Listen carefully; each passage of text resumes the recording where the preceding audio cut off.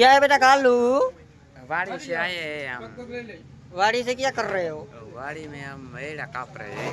एड़ा काप रहे हो? हाँ एड़ा। थैली में क्या है? थैली में टिफिन। टिफिन है। कितना खा जाता है? खाता कितना है भैया? अभी तो दो रोटा खाता है 2 1.5 रोटा की माँ जग देता है। अरे कैसा होते તે બહુ ભવાડા ખાતા કે તું તો તું ખાવામાં તો બહુ જ દેता है मसाला। છાસ कितना पीता है? 1 गिलास। 1 गिलास छाछ पी जाता है। अरे तू बेटा कालू है आओ। है तेरा नाम क्या है बेटा कालू? मेरा नाम किशोर। किशोर। बेटा कालू का नाम है किशोर। किशोर कलवे प्रोफेशनल माना है हमारा किल्लू।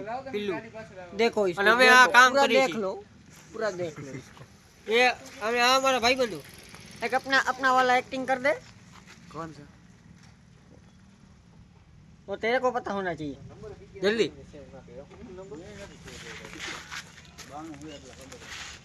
और तो ही नहीं आता है। बेटा किल्लू आ गया। ये बेटा किल्लू जा रहा है। बेटा कालू